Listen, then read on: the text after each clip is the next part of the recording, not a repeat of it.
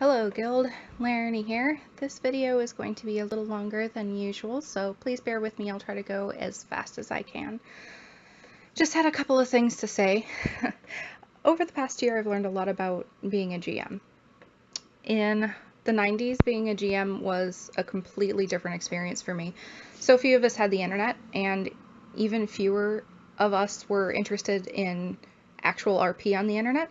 So now we're in 2016 and this is a whole new beast. I'm privileged to be learning from you guys as friends and as a community, and every day that you're in this guild is a vote of confidence in me, and that doesn't go unnoticed. Because this guild is a year old, we still have so many evolutions ahead of us. I really do anticipate that RP purists may see these changes as a cue for their characters to change venue, for the sake of being true to character. But those of you who stay through those evolutions, with all of your continued support, you definitely have my utmost gratitude. What I've learned over the past year is that being the best guild doesn't mean doing 7 things to make everyone happy. It's finding one thing and doing it very well. This guild began as a town RP with hopes of becoming a fully functioning city without NPCs. We don't spend as much time in Gilneas as I'd like to, so hopefully we can change that. When the day comes that Blizzard rebuilds Gilneas, we'll be where everyone wants to be. Hopefully we'll be doing this one thing so well that we have very little competition for space. If we could become successful in this, we stand a chance at creating a less toxic RP environment. And yeah, I would like Gilneas to be known as the place that kind RPers go to.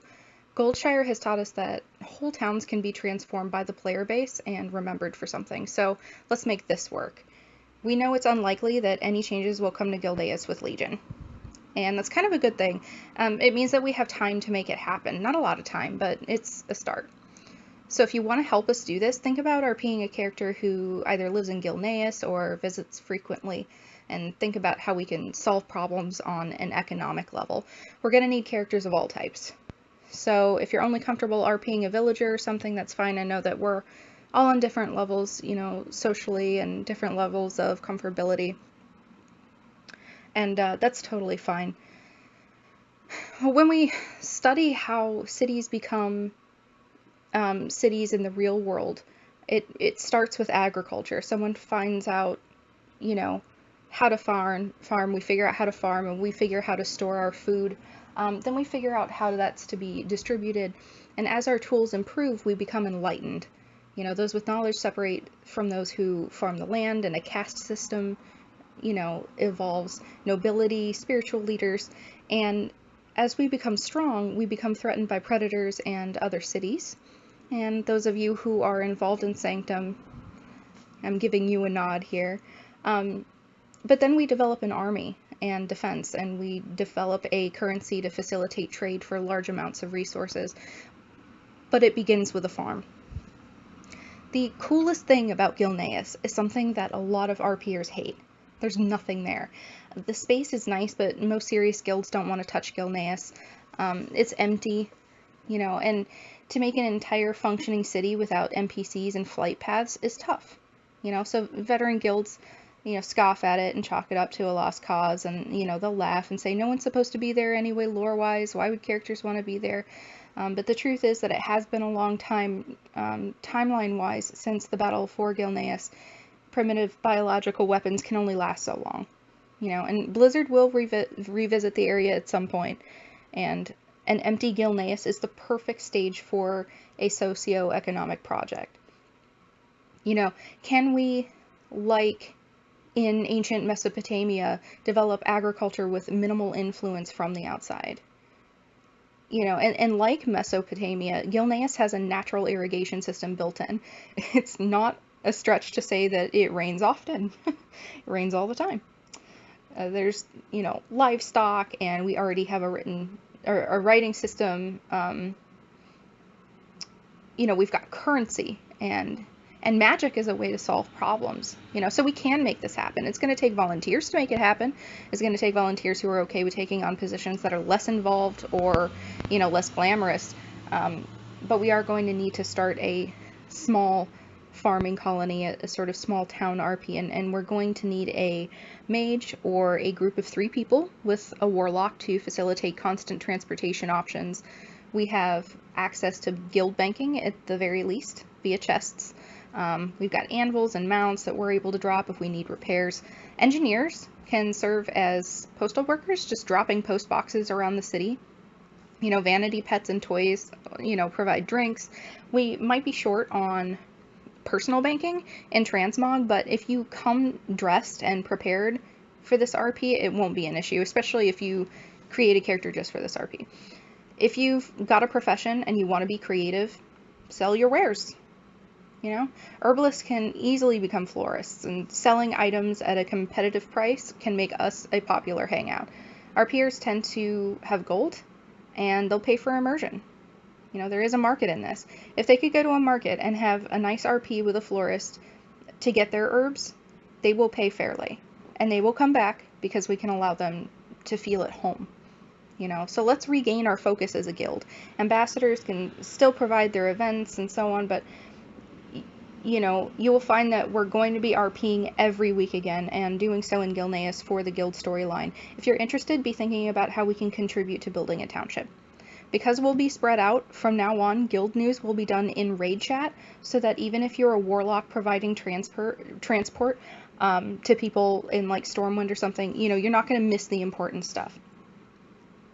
I may have a character in the center of the city, just hanging out still for those who would like to, in characterly, be listening to the news and so on, but it will all be done in raid.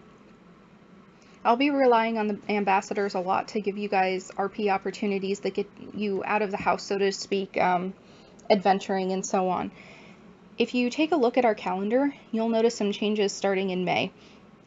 We'll be doing back-to-back storyline campaigns. Each guild will be able to participate in the storyline once a week rather than every other week.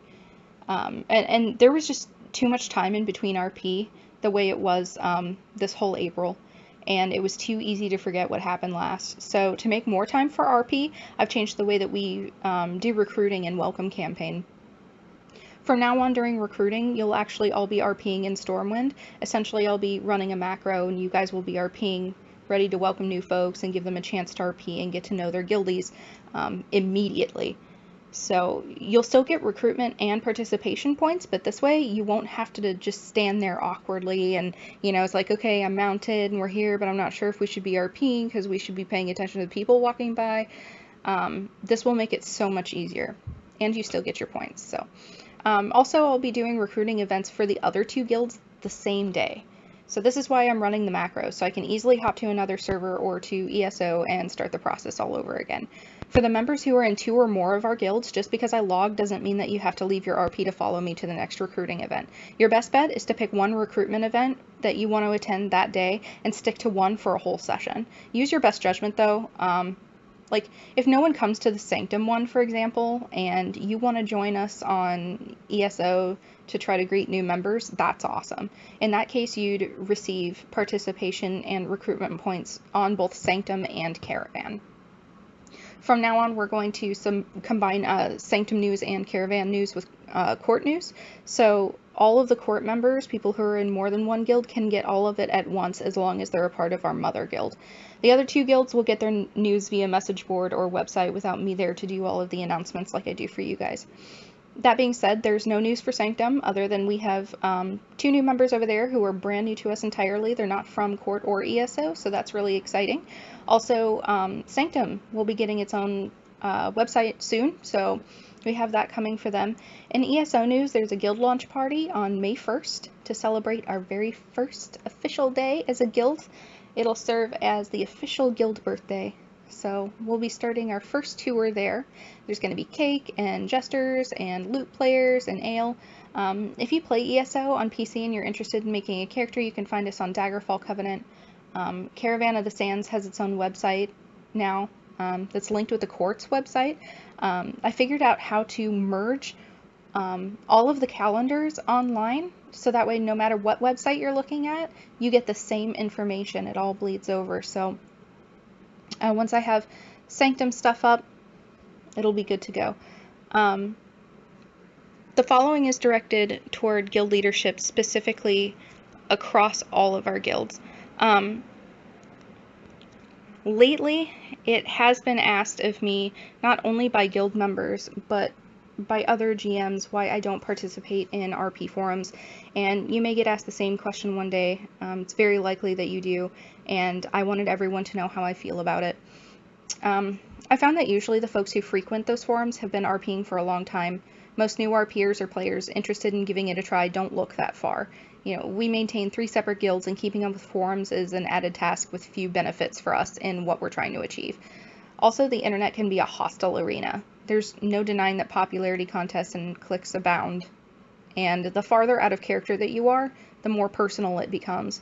So we'd rather connect with characters and stand on fair terms with everyone that we work with. You know, and we've learned from marketing, you know, that you have to meet people where they're at. And the more clicks that you, like mouse clicks that you place between people and information, the fewer people receive that information. So, and I want to say that I take feedback seriously when it's given to me. There have been many changes that were influenced not just by guild leadership, but by the rest of the members, and I do what I can to accommodate. In the end, I'm but one person. You know, this isn't representative of everyone in the guild by any means, but there are select people who have had it, you know, would have it that I be available at all times to create an environment for them to enjoy, just in the happenstance that they log in that day. And I can't constantly be center stage just in case these people log on. You know, unless something happens at home, I'm there for my events. I try to be on time, and I create something to do every evening of the weekday. Before this guild really got off the ground, I spent over 6 months logging in every day just to stand in Gilneas waiting for people, you know, who signed up to show up, and they never did. And I was running 2 events, 7 days a week, while recruiting. So it was actually 2 events every day, 7 days a week, and recruiting. You know, there used to be a 1 p.m. event and a 7:30 p.m. event, and no one would show for the afternoon event, so I cut them. You know, and now I get emails from people saying the guild feels, you know, dead. I would like daytime RP, and I tell folks, I appreciate your feedback and I'll do what I can. The truth is that I manage my schedule based on trends and activity. If we look at how Blizzard operates, we can see that the only reason that they've managed to stay in business is because they've adapted to changes in player interest. They said, what are our players playing that keeps them away from our brand? And the answer was stuff like Magic the Gathering, League of Legends, Counter-Strikes, stuff like that, you know. So what did they do? They created Hearthstone, Heroes of the Storm, Overwatch, you know, and our peers aren't a foreign breed. They're gamers too, gamers of all sorts. And when WoW players dip from the market for a while, that means our peers are also dipping from the market. So when you see me creating, you know, Elder Scrolls Online guilds and Hearthstone tournaments and Heroes of the Storm teams and Overwatch teams and writing clubs, this is because if we don't go where the people are, then there are no people. Okay, so, you know, with any luck, we can bring everyone back to the court to make it strong again. You know, it's not that I want to be super popular. I don't get paid for this, you know, and in fact, the more successful we are, the less of me there is to be seen if I'm doing it all, you know, by myself. So there is no spotlight to be had. You know, I'm just a woman who's passionate about RP and English, and you guys are my motivation. I'll put my efforts where the demand is. You know, I owe it to myself and to my family to do that. And I do appreciate your ongoing patience and support. So let's pull together and try to make this feel less dead. And if there's something you want, arrange it. You know, you want daytime RP and I can't be there to do it, or I'm, you know, doing something else, or I'm working on my books or something, please arrange it. You know what I mean? Make that change. You know, take the initiative, because there is only so much that I can do. All right? So be good to each other, guys. I hope you enjoyed the screen captures from the 3 guilds that we have going right now. We're having a lot of fun, guys, okay, and we just got to focus on the positivity, and we're meeting so many great new people and having a blast. So let's keep that up and prepare for Legion. I'll see you in game, guys.